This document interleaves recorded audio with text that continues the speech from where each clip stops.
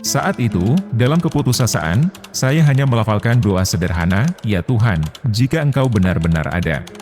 Saya akui dengan sepenuh hati, bahwa ketika itu, saya merasa tidak yakin, apakah keberadaannya nyata atau tidak.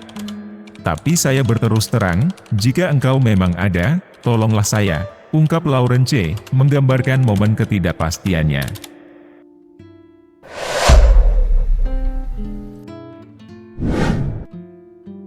Assalamualaikum warahmatullahi wabarakatuh.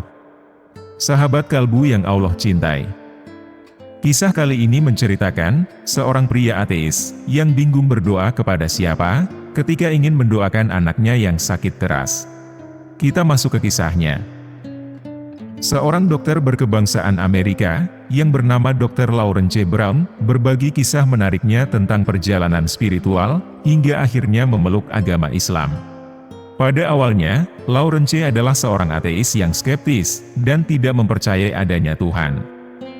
Dalam pengakuannya, Lauren C. menceritakan bahwa pengalaman mengagumkan pertamanya dengan kekuatan Tuhan terjadi ketika putri sulungnya, Christina, lahir. Meski pada saat itu, ia belum mampu sepenuhnya memahami pesan-pesan yang terkandung dalam keajaiban tersebut, kehadiran putrinya menjadi titik awal transformasi spiritualnya. Ketika putri sulung saya lahir, kemampuannya sungguh luar biasa, dan belum pernah saya saksikan pada bayi-bayi sebelumnya. Sejak hari pertamanya di dunia ini, dia telah menunjukkan keistimewaannya, dengan mampu berdiri sendiri tegak. Bahkan saat saya mengangkatnya, dia dapat berdiri kokoh dengan kedua kakinya, ungkap Dr. Lauren C. Brown. Saat itu, meskipun saya menyaksikan keajaiban ini, saya merasa sulit untuk sepenuhnya memahami pesan yang ada dalam keistimewaan putri pertama saya, tambahnya. Namun, puncak perjalanan spiritualnya terjadi pada tahun 1990, ketika putri keduanya, Hana, lahir. Kehadiran Hana membawa bersamaan sebuah keajaiban yang menggugah hati, karena ia lahir dengan kondisi kesehatan yang buruk, yang ditandai dengan tubuhnya yang membiru. Seolah-olah pesan dari Tuhan, harus menyapa saya 2 kali, dan yang kedua datang dengan cara yang lebih dramatis, ujar Lauren C., menggambarkan perjalanan spiritualnya. Hana langsung dibawa dari ruang persalinan, ke ruang intensif darurat bayi. Melihat tubuh putri keduaku yang membiru, kekhawatiran merajalela dalam diriku. Saya menyaksikan keadaan bayi di ruang intensif itu, dari dada hingga ujung jari kakinya, semuanya terlihat biru keabu-abuan. Begitulah kondisi putri saya, berjuang di ambang pintu kematian, dengan tubuhnya yang kekurangan oksigen, paparnya dengan perasaan cemas. Hana, yang baru berusia kurang dari 1 hari, langsung menjalani operasi yang mendesak.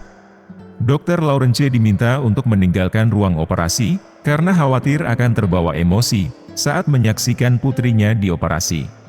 Saat keluar dari ruang intensif, Lauren C. melihat sebuah ruang untuk berdoa. Tanpa ragu, ia memasuki ruangan itu, dan melibatkan diri dalam doa yang tulus, merasakannya momen di mana ia benar-benar bersujud, untuk pertama kalinya. Saat itu, dalam keputusasaan, saya hanya melafalkan doa sederhana, "Ya Tuhan, jika Engkau benar-benar ada."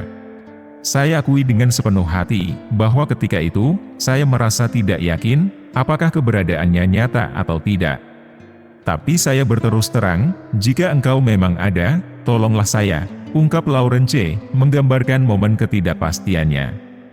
Dengan tekad dan komitmen, saya bersumpah, bahwa jika Tuhan memberikan pertolongannya kepada putri saya, dan jika Dia membimbing saya menuju jalan agamanya, agama yang benar-benar Dia ridai, saya akan mengikutinya tanpa ragu, tambahnya, mengungkapkan tekadnya. Setelah berdoa dengan hati yang penuh harap, Lauren C. kembali memasuki ruang intensif, dengan hati yang penuh kekhawatiran. Namun, ia terkejut dan terharu menyelimuti hatinya, saat menemukan bahwa putri kecilnya, Hana, berada dalam keadaan sehat dan baik. Sebuah momen yang membawa kelegaan, dan membuatnya merenung akan kekuatan doa dan misteri keberadaan Tuhan. Saya mendekati mereka dengan hati yang berdebar. Ahli bedah jantung menatap saya dan menyampaikan, bahwa putri saya berada dalam keadaan yang baik. Suasana di sekeliling saya dipenuhi kebingungan, dari para dokter yang tak bisa memahami keajaiban yang terjadi, kata Lauren C. Laurence berjanji akan mengikuti agama Tuhan, sebagaimana Tuhan telah menepati janjinya. Ia pun memulai perjalanan rohaninya, dengan mempelajari ajaran Yahudi, lalu beralih ke Kristen. Saya merasa saya telah menemukan jalan yang benar di dalam Kristen, ujarnya saat berbagi kisah pencariannya akan kebenaran.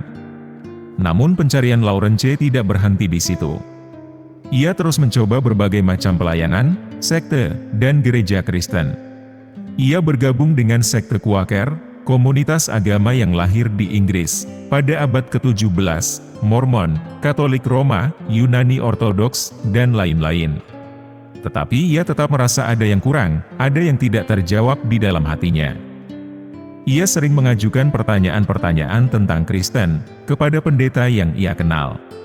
Namun ia merasa tidak puas dengan jawaban-jawaban yang ia dapatkan. Ada hal-hal yang saya sukai dari Kristen, tapi ada juga hal-hal yang saya bingungkan, dan mereka tidak bisa menjelaskannya.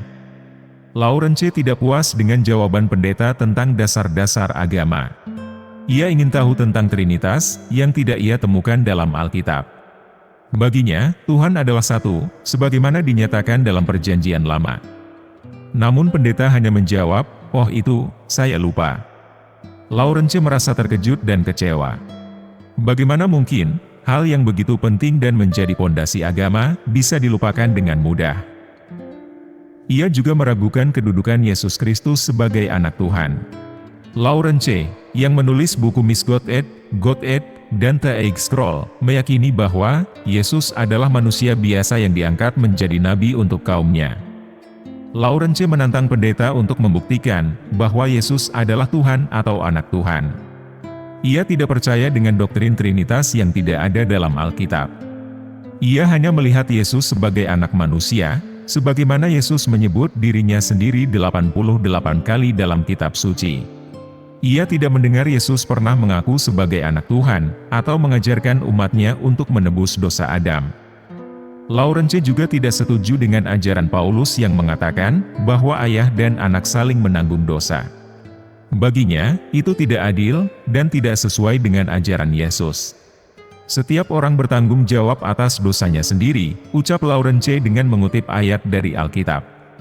Laurence menghadapi pilihan sulit, antara ajaran Yesus dan Paulus.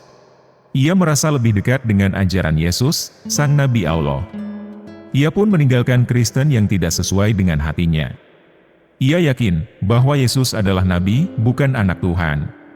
Ia sudah mencoba berbagai aliran dan gereja Kristen, tapi tidak ada yang bisa memenuhi keyakinannya. Hingga akhirnya, ia menemukan Islam. Ia ingat, bahwa Yesus pernah menyebutkan, akan ada nabi akhir yang datang setelahnya. Nabi itu adalah Muhammad, yang membawa Islam sebagai penyempurna agama-agama sebelumnya. Laurence merasa Islam adalah agama yang cocok dengan dirinya. Ia pun mulai mempelajari Al-Quran dan buku-buku tentang Islam. Ia tidak ragu lagi untuk masuk Islam. Buku-buku itu menjawab semua pertanyaan saya, tentang keyakinan saya. Itulah sebabnya saya memilih Islam, katanya sambil senyum. Dan itulah kisah dari seorang pria ateis yang mendapat hidayah ketika anaknya sakit. Semoga kita bisa mengambil hikmahnya, dan bisa meningkatkan keimanan kita. Wallahu a'lam bishawab. Terima kasih sudah menonton video ini sampai akhir. Jangan lupa like, komen, dan subscribe channel Ruang Kalbu. Wassalamualaikum warahmatullahi wabarakatuh.